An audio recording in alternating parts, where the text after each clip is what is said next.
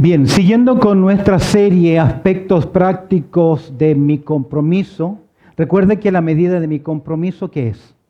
El sacrificio. ¿Lo tienes? La medida de mi compromiso es el sacrificio. Si no hay sacrificio, no es evidente qué cosa. Que hay compromiso. ¿Lo tiene? La medida de tu compromiso es tu sacrificio y estamos considerando algunos aspectos prácticos del compromiso.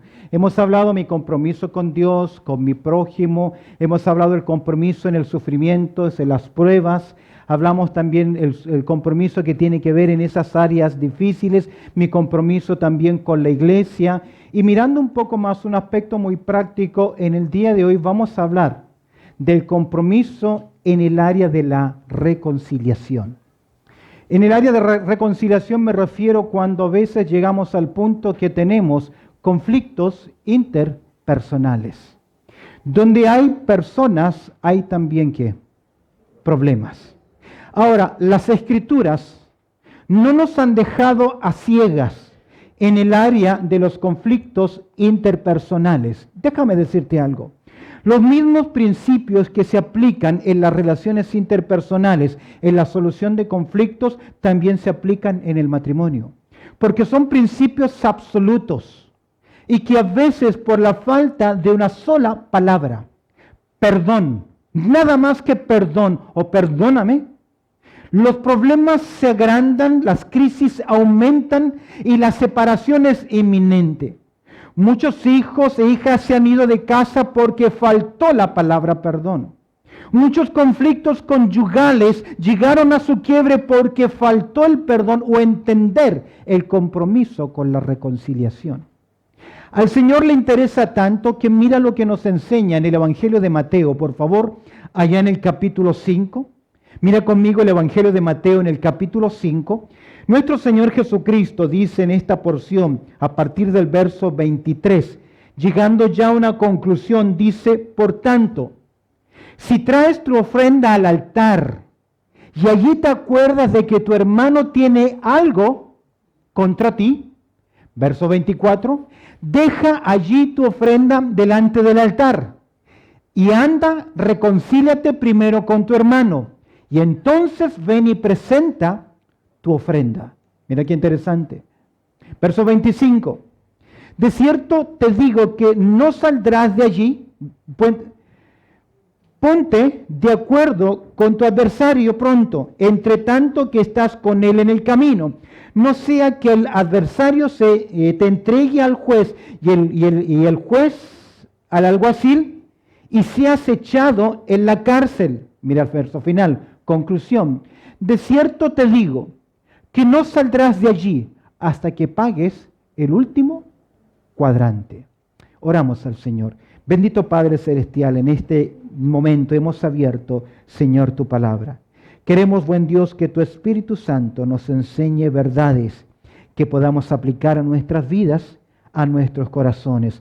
Que nuestros oídos, nuestro corazón esté atento, Señor, a la voz de tu palabra y lo que nos enseña tu Espíritu Santo. Utiliza mis labios, Señor, para compartir tu palabra, pues oramos a través del precioso nombre de Cristo Jesús. Amén y amén. Es interesante que esta porción es conocida como parte de la enseñanza del Sermón del Monte. Y es interesante este énfasis. Esta porción es parte de la enseñanza del Señor en el Sermón del Monte, que viene contrastando la interpretación que los escribas, que los líderes, que los fariseos le daban a la ley de Dios en el Antiguo Testamento. Ellos habían caído en un literalismo, en un legalismo tan extremo que olvidaban el espíritu de la ley.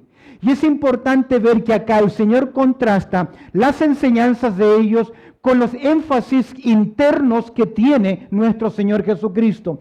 Mientras los fariseos exhibían el aspecto externo de la ley, el Señor Jesucristo enseña la importancia del aspecto interno. Es por eso que se llama al Sermón del Monte en los principios de los ciudadanos del reino de los cielos. Al considerar esta porción podemos ver en el verso 21 cómo el Señor va a tomar el comando, el mandato del Antiguo Testamento que dice en verso 21, Oísteis que fue dicho a los antiguos, no matarás, y cualquiera que matare será culpable ¿de qué? De juicio. Ese es el comando de Dios en el pasado. Había un juicio por aquella persona que cometía un asesinato. ¿Por qué? Porque Dios dijo en su palabra, en su ley, no matarás. Ese es el comando del pasado. Ahora el Señor hace un complemento en el presente. Mira lo que dice el Señor en verso 22. Pero yo os digo, mira cómo el Señor enfatiza no simplemente la acción, el aspecto externo, sino que el Señor va a enfatizar el interno. Pero yo os digo que cualquiera ¿qué dice? Se enoja contra su hermano será culpable de juicio. Ahora, ¿cuántos de nosotros somos culpables entonces de juicio? ¿Ah? ¿Cuántas veces nos hemos enojado? ¿Con quién? ¿Con quién? Primero, el círculo más interno. ¿Quién es? El cónyuge, la madre, los hijos, luego vienen los hermanos, los parientes, también acá, la iglesia, los cuñados, todos. Qué tremendo, ¿ah? Mira lo que dice el Señor. Pero yo digo que cualquiera que se enoja contra su hermano será culpable de juicio. Y cualquiera que diga que necio a su hermano será culpable ante el concilio. Y cualquiera que diga fatuo que quedará expuesto ¿qué? Al infierno de fuego. Palabras severas. ¿Por qué? Porque a través de esta explicación, Jesús está poniendo el énfasis que a veces creemos que porque tenemos un estereotipo, tenemos una apariencia, ya estamos bien delante de Dios, cuando el énfasis del Señor Jesucristo en este complemento es lo más importante, que es lo que está en el interior. Ahora, hay un límite para la ira y para el enojo. Y creo, mis queridos, que el verdadero enojo no es por lo que me hicieron. Porque el Señor Jesucristo se enojó y en una ocasión, ¿qué hizo en el templo? ¿Ah? Volcó las mesas. Creo que cuando nosotros nos enojamos porque nos han hecho algo a nosotros, ahí está el gran problema, porque el Señor dice en su palabra, no se ponga el sol sobre ¿qué? Vuestro enojo. Entonces la medida del límite para saber hasta dónde puedo llegar es con mi enojo, es que no me quede dormido. ¿Y algunos qué hacen? Prefieren no dormir. Si yo me enojo por lo que me hicieron, tengo la obligación delante de Dios ¿de qué? De perdonar. De perdonar. Y muy buena práctica para cónyuges es no darse vuelta el uno para un lado y el otro para el otro y pasar esa noche enojado, porque el día siguiente no se van a hablar. Y los problemas no resueltos del pasado no quedan allá. Tarde o temprano, ¿qué? Salen. Es por eso que Dios nos dio algo que se llama la comunicación. Ahora, mirando nuestro aspecto, porque vamos a considerar nuestro compromiso, que tiene que ver con la reconciliación. Consideremos la importancia del compromiso con la reconciliación. ¿Qué nos enseña? ¿Qué podemos aprender de este pasaje? En primer lugar, lo que vamos a observar acá tiene que ver con la restricción y mira, el énfasis que Dios le pone. La restricción que Él establece cuando alguien viene ¿a dónde? En el pasado era el templo, en los sacrificios. En el presente es la iglesia y la adoración. La restricción que Dios establece en la adoración. Al mirar el verso 23, podemos observar en primer lugar que alguien viene y presenta ¿qué cosa? Una ofrenda. Pero ¿cómo comienza el texto? después de enseñar Jesús sobre la ira, sobre cuidado, el juicio, cuidar nuestras partes internas, el Señor comienza diciendo por tanto, y ese por tanto tiene que ver con el comando del pasado, no matarás, y con el comando del presente, cuidado cómo reaccionas con tu hermano. El Señor dice, por tanto, si traes ¿qué? Tu ofrenda al altar. Queridos, en el pasado nadie podía presentarse delante de Dios con las manos vacías. Hoy no presentamos una ofrenda, posiblemente esta ofrenda que se trae del altar es una ofrenda de adoración más que una ofrenda o un holocausto por el pecado. Va al templo porque ese hombre quiere adorar. Ahora, en una aplicación usted viene a la iglesia a escuchar la palabra de Dios y viene también a adorar, pero Dios nos pone un freno. Dios nos dice, hey, momentito, detente. Porque Dios no acepta cualquier adoración. Dios no acepta cualquier ofrenda. En el pasado Dios fue específico. ¿Cómo reaccionó Dios cuando presentaban ofrendas que no eran gratas delante de su presencia? ¿Cómo actuó Dios? Es por eso que el escritor a los Hebreos dice que Dios es amor, pero también es Dios que es fuego consumidor. Y mire bien, si usted viene a adorar, si viene a tener comunión con Dios, en una forma física, en un lugar determinado, y usted trae su ofrenda, la ofrenda es una expresión de amor y de gratitud a Dios, pero a Dios le interesa mucho más que lo que usted dice y lo que usted hace. A Dios le interesa más ¿qué cosa? Lo que está pasando ¿en dónde? En su corazón. Porque el cristianismo no es una religión, no son rituales. Enfatizamos lo externo y a veces ponemos mucho énfasis en lo externo, en la liturgia, cuando a Dios le importa lo que está pasando en tu corazón. ¿De qué le sirve a Dios un hombre que viene y tiene una aparente espiritualidad, pero es un grosero, un falto de respeto en su hogar, o una mujer que muestra piedad y en su casa es gotera continua? ¿De qué le sirve? Dios está interesado ¿en qué? En tu vida interna. Porque el cristianismo no es de afuera hacia adentro, son cambios internos. Vemos una ofrenda presentada, pero en segundo lugar vemos ¿qué? Una ofensa que está ¿qué? Pendiente. Y allí, ¿qué ocurre? ¿Qué dice el texto? Traes tu ofrenda, vienes a adorar y allí te acuerdas de que tu hermano tiene ¿qué? Algo contra ti. Mira qué interesante, creo mis queridos, lo digo por experiencia como pastor. Cuando yo me he enojado con un miembro, o sé que ese miembro está enojado y tengo que pasar al frente y todavía no hablamos, yo de perfil lo miro a ver qué está haciendo. Porque ¿qué hay en nuestra mente? Hay algo, hay algo. Ahora, podemos endurecer la conciencia, nosotros decir, yo estuve en lo correcto, yo estoy en lo correcto y yo no me equivoqué. Pero aquí no es si yo hice algo, sino que dice, si tu hermano ¿qué? Tiene algo contra ti. Porque si el hermano me hizo algo, ¿cuál es mi obligación? Perdonar.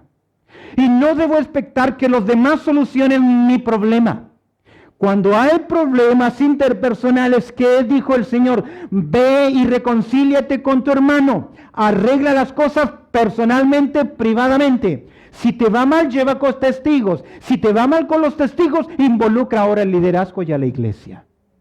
Pero no podemos estar solucionándole a usted todos los problemas interpersonales que usted tiene cuando es su deber, en primer lugar, perdonar. ¿O no? Es lo que Dios enseña en su palabra. Luego usted cuando ve que no hay solución, busca entonces ¿qué? Testigos. Aquí el Espíritu del Señor le ha mostrado algo. Y yo creo, mis queridos, que cuando somos sensibles al Señor, el Señor inmediatamente ¿qué hace? Nos dice, ¿sabes qué? Esta persona está mal. Y casi nunca me he equivocado. Casi nunca me he equivocado. Lo único que a veces es que uno llega tarde. En el sentido que ya tomó, ¿qué cosa?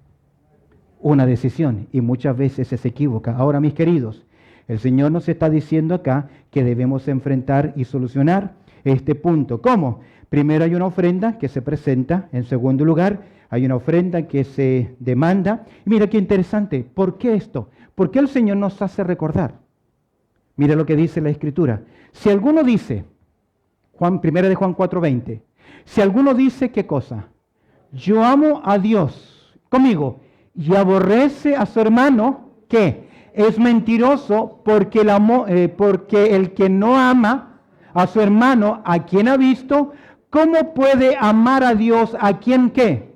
No ha visto. Yo le voy a decir algo. Creo, mi querido, que la señal más clara que un hombre y una mujer ha pasado de muerte a vida es que puede perdonar las ofensas de los demás.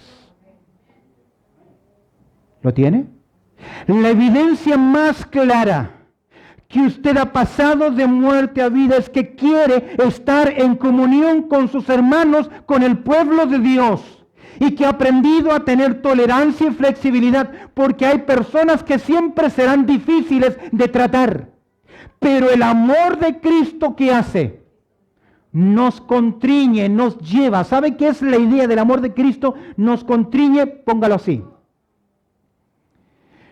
Si yo quiero ponerle un antibiótico, si el médico quiere ponerle un antibiótico, ¿dónde pone el antibiótico? No en la parte física. Primero, ¿dónde lo pone el químico? En una jeringuilla. A esa jeringuilla, ¿qué tiene que ponerle el médico para que sea efectivo en su cuerpo? Una aguja. ¿Ok? Ya está el medicamento en la jeringa y el interior que está cuando el médico empuja ese contenido. ¿Por dónde se va el contenido? Por el único lugar que tiene que ir.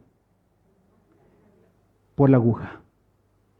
Esa es la idea. Cuando usted es creyente, el Señor le ha cambiado, usted va a caminar y va a actuar por el único camino que tiene. El amor de Cristo, ¿qué hace? Nos contriñe, nos lleva por un solo camino. Es por eso que no puede decir usted, yo amo a Dios, si no puede ¿qué? Amar a sus hermanos. Requiere eso compromiso. Hemos visto en primer lugar, al considerar la importancia del compromiso, hemos visto en primer lugar la restricción en la adoración. Observa conmigo en segundo lugar. El Señor nos ha recordado, el Señor nos dice, es más importante antes que cantes, que adores, que soluciones tus problemas con los demás, emocionales y espirituales. Emocionales porque se ha dañado algo. Espiritual porque ese algo que yo tengo con alguien me ata, me esclaviza, no me deja en libertad. Usted no puede adorar a Dios sabiendo que hay algo que se está cociendo y se está cociendo mal. Usted lo tiene que solucionar. Mira, lo que pide entonces el Señor, ¿qué es? ¿Mi compromiso con qué? Con la reconciliación. La reconciliación es la adoración. En primer lugar, la restricción presentada. ¿Qué nos dice el Señor? Deja allí tu ofrenda delante del altar. No está diciendo encárgasela al sacerdote. Como a veces nosotros en algunos aeropuertos o lugares importantes dejamos las cosas en custodia. ¿Te has fijado? En un lugar te pido que me la guardes. No, el énfasis del Señor es que no te preocupes por lo que me trajiste. No importa el valor o lo que sea. Porque lo que más me importa a mí, ¿qué es? Tu problema espiritual. Es interesante, deja allí tu ofrenda. El verbo dejar es muy enfático, equivale, no te preocupes, abandónala, que tome un lugar secundario en tu vida. Es interesante, cuando uno mira la palabra del Señor, ¿recuerdas cuando Caín trajo su ofrenda delante de Dios? Dice en Génesis capítulo 4, verso 5, que Dios no miró ¿qué? Con agrado, ¿qué cosa? La ofrenda suya. ¿Por qué? Porque a Dios le interesa mucho más que cosa. Tu corazón.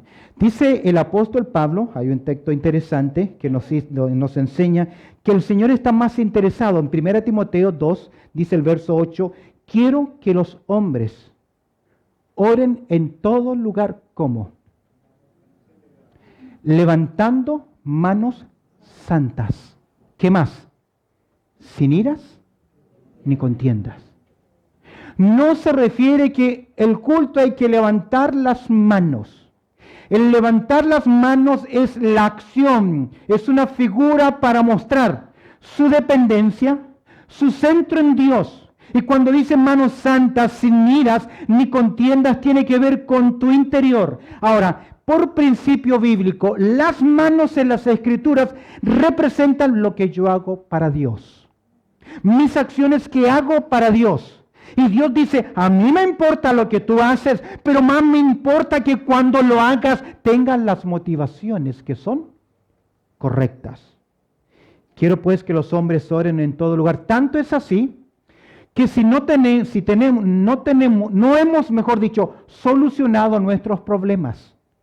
Primera de Pedro capítulo 3, verso 7 dice así, a los hombres. Si yo estoy en discusiones, en maltrato en mi hogar con mi cónyuge, y soy indiferente a sus necesidades, y soy falto de liderazgo, cumplir mi rol como líder dentro del hogar, y estoy cediendo a mi sacerdocio, y no estoy dando prioridad a mi hogar, y tengo conflicto, ¿sabes qué dice? Que tu oración delante de Dios va a tener ¿qué? Estorbo, tropiezo. Usted podrá orar acá, largo y tendido y lindo, pero no va a pasar de ese techo, porque el Señor dice, para que no tenga este estorbo vuestra oración. ¿Por qué? Porque Dios está interesado más en qué, en lo que está pasando por dentro. Y no es fácil. Se lo digo que yo puedo tener un conflicto. Soy pastor. ¿Y qué opción tengo? Hoy día no, hermanos, hoy día no les puedo predicar porque me peleé con mi esposa. Dígame, ¿quién no se ha discutido? Y a veces nos discutimos por venir a la iglesia porque uno de los dos se demora mucho. ¿Y se producen qué? Roces y conflictos. Si no estás lista, me voy y te dejo. Como que llegar y cumplir es ¿qué? Lo más importante. Es importante, no digo que no. No quiero que el próximo domingo ninguno venga porque... Pero ¿qué le estoy diciendo? Que a Dios le interesa ¿qué cosa? Lo que está en su interior, su vida. ¿Lo tiene? Por eso la restricción. Deja allí tu ofrenda delante de ¿qué? Del altar. ¿Y qué más? Un versículo antes de avanzar ahí. Si es posible, ¿qué? Mientras dependa de vosotros, está ¿qué? En paz con todos. Ok.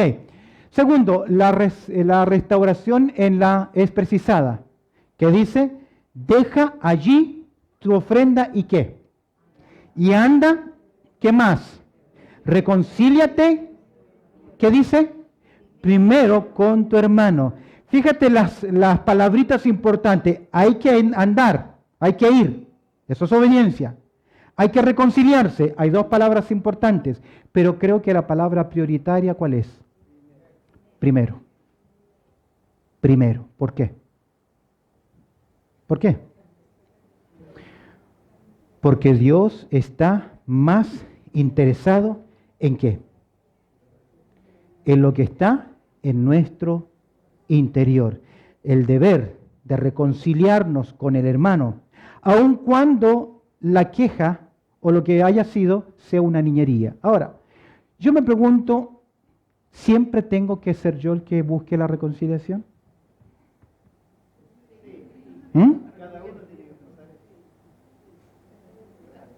¿O debo esperar que se calmen un poco las cosas? ¿Debo estar yo un poquito más preparado para buscar la reconciliación? No, porque la voluntad de obedecer me obliga ¿a qué? A hacerlo. Porque los sentimientos no siempre quieren solucionar los problemas. Ahora, es algo que alguien tiene contra mí. Porque si hay algo que usted me hizo, yo tengo dos opciones. ¿Lo confronto y hago justicia o sencillamente decido qué? Dice que es de sabio dejar pasar ¿qué? La ofensa. Ahora, si la ofensa, el comentario que usted ha hecho, denigra mi imagen, pero a veces es una torpeza, es un enojo de un momento. Y es una reacción de un momento muy emocional. Pero si su acción está dañando mi imagen, yo tengo que confrontar. Pero si me hizo algo que es una torpeza, no me saludó, me miró mal o me contestó fuerte, en un momento a lo mejor amaneció con el pie izquierdo y con tantas otras complicaciones y viene cruzado, ¿qué? Le voy a dejar... ¿Ah? ¿Cuántas veces yo he amanecido con el pie izquierdo en mi casa? ¿Y a quién le toca primero? ¿Ah? ¿Ah? Me dice Joel y me levanta la mano a mí. Es cierto, porque a veces está él en casa y a él el que le llega. Pero, mis queridos, la restauración es precisada. ¿Cuándo esto no ocurre? Cuando no solucionamos esto. Querido, escúcheme bien. Estamos dando lugar a la carne. Si usted mira conmigo en Gálatas capítulo 5, por favor. Mira Gálatas capítulo 5.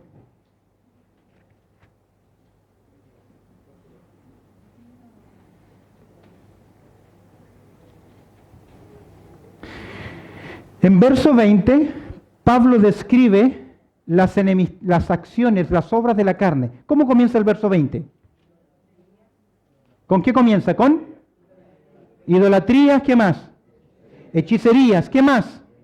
Enemistades, pleitos, celos, iras, contiendas, disensiones, ¿y qué más? No sé si se da cuenta a nivel de qué están los conflictos interpersonales. A nivel de la hechicería, a nivel de las heredas, a nivel de las acciones paganas y de las enseñanzas contrarias a las Escrituras. Gálatas dice enemistades, pleitos, celos, iras, contiendas, disensiones. Son obras de la carne, por lo tanto son pecado, porque están en contra de la unidad del Espíritu. La Escritura dice solícitos en guardar ¿qué cosa? La unidad del Espíritu.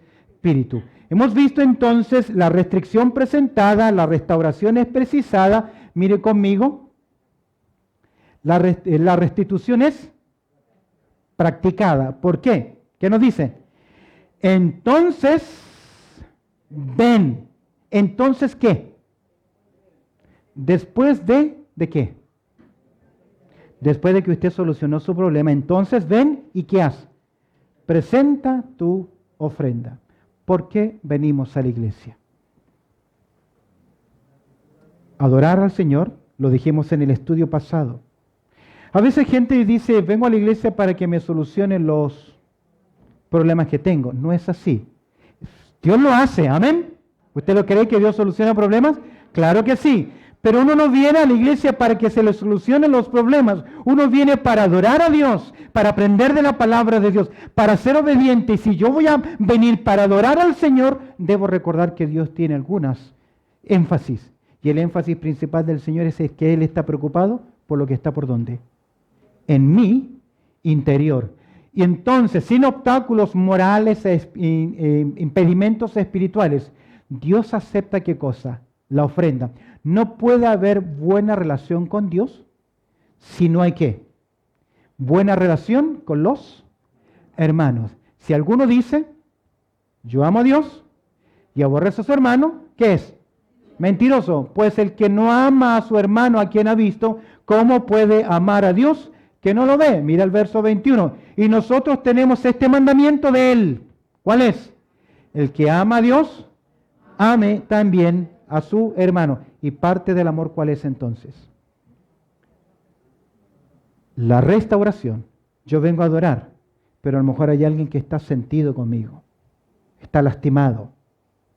Tal vez yo no me di cuenta. Volviendo al principio, tenemos este mandato de reconciliarnos. Terminemos rápidamente porque quiero llegar a una aplicación final. La resolución en el problema. ¿Qué nos dice el Señor en la resolución en el problema? Verso 25. La prontitud. Dice, ponte de acuerdo con tu hermano, tu adversario. Fíjate que ya el problema produjo ¿qué? adversario. Ponte de acuerdo. Cuando aún es momento, cuando aún es posible con tu adversario pronto, entre tanto que estés con él en el camino. Aquí parece que la ilustración tiene que ver con deudas. Tal vez no pago. Por eso Pablo dice en Romanos capítulo 13, verso 8, no debáis a quién, a nadie, nada. Sino el qué, el amar. Ahora, la prontitud, ¿por qué? Por el peligro inminente. ¿Cuál es el peligro inminente? Si no solucionas el problema, Jesús está utilizando, ilustrando el principio. No sea que el adversario te entregue al juez y el juez al alguacil y seas que echado en la cárcel. En otras palabras, si no solucionas el problema, tú quedas atrapado. Pierdes tu libertad. Usted no puede tener libertad cuando sabe que hay algunos hermanos que están molestos con usted. Cuando no ha solucionado los problemas. Es como aquel juego que nosotros hacemos con niños y jovencitos que los amarramos de los pies para que corran. Usted está atado. Y si la otra persona va hacia un lado y usted va hacia otro, ¿se producen qué? Impedimentos en el avanzar. Finalmente, los resultados irreversibles cuando no hay perdón. ¿Cuáles son?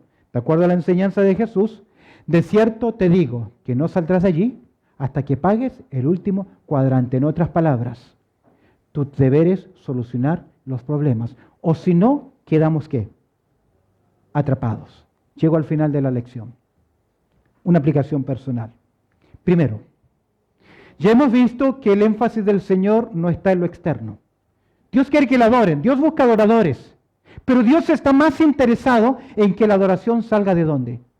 De un corazón sincero y que entiende lo que es el Evangelio y el perdón. Ahora, aplicación. Una vida de piedad sin obediencia a las Escrituras, ¿qué es? ¿Qué es? Hipocresía. ¿Qué es hipocresía?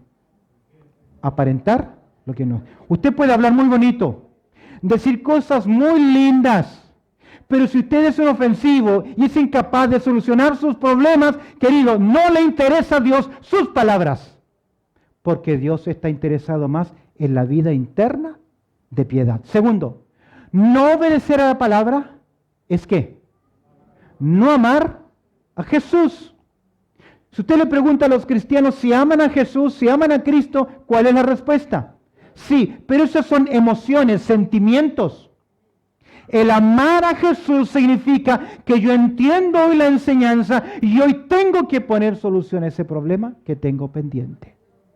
No obedecer la palabra es ¿qué? No amar a Jesús. En su hogar, llevémoslo en una aplicación a su hogar, con sus hijos. ¿No se está hablando con ellos? ¿Con su cónyuge? ¿Hay algo, una ofensa que no está solucionada? ¿Cuál es su deber? ¿Cuál es su deber? Obedecer al Señor. Las enemistades y diferencias entre hermanos son la causa que detienen ¿qué cosa? La bendición de Dios ¿sobre qué? La congregación. Amén. Yo he estado más de 25 años en el ministerio pastoral. Si usted lleva años en una congregación, usted sabe que las enemistades y las diferencias entre los hermanos producen ¿qué? La pérdida de bendición siempre. ¿Por qué? Porque Dios jamás divide. ¿Dios qué hace? Une. Y es mi deber ser solícitos en la unidad del Espíritu. A veces llegarán momentos en que no me conviene, no estoy de acuerdo. Pero cuando decidimos algo, somos ¿qué? Un cuerpo. Pero cuando usted tira para atrás, usted está perdiendo ¿qué cosa? La bendición. Segundo, una aplicación más. El Señor no acepta un culto que no sea hecho con un corazón sincero. Este pueblo, dijo el Señor, de la misma. Yo creo que tenemos una linda adoración. Yo creo que ustedes cantan fabuloso, que cantan muy bien y muchos muy emocionados. Y yo espero que cantemos con el corazón. Pero si no le prestamos atención a lo que el Señor nos dice, no hay sinceridad en nuestra adoración. Terminemos con dos aspectos más prácticos. El creyente en enemistad con su hermano está incapacitado ¿para qué?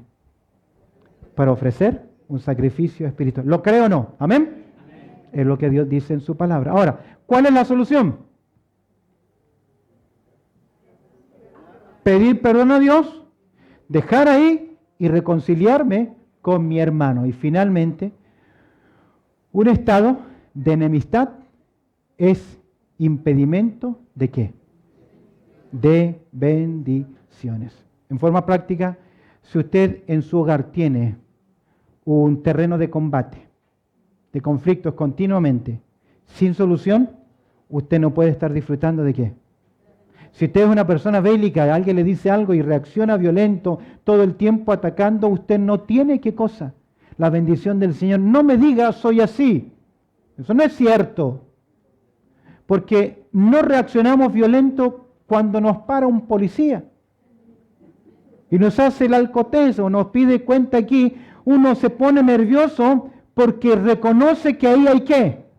Y por más violento que yo voy en el carro, con quien sea, me para el policía y hasta ahí llegó ¿qué? ¿Por qué? Porque somos abusivos siempre con los menores, con aquellos que podemos ponerle el pie. Un estado de enemistad es impedimento ¿a qué? A la bendición del Señor. ¿Qué nos queda hacer? ¿Compromiso con qué? Con la reconciliación. Permíteme leerte algo que es un pensamiento anónimo, pero me gustó. Dice, somos como bestia cuando asesinamos. Somos como hombres cuando juzgamos. Somos como Dios cuando perdonamos. Amén. Bendito Padre Celestial, te damos gracias, Señor, por tu amor, por tu palabra. Y te pido, Señor, que tu Espíritu Santo traiga la aplicación necesaria a cada corazón, a cada vida, Señor, en el servicio que hoy hemos considerado. Quiero darte gracias, Señor, por tu amor, pidiendo tu bendición y, Señor, que en el corazón nuestro podamos ser sensibles a la voz de tu Espíritu Santo. Y si hay hermanos o hermanas, padres o hijos, o en situación familiar, que no han tomado este paso de la reconciliación, te pido que tú nos des la fuerza y nos ayudes a obedecer y tratar de arreglar las cosas. Te lo pido en el nombre de Cristo Jesús. Amén y amén.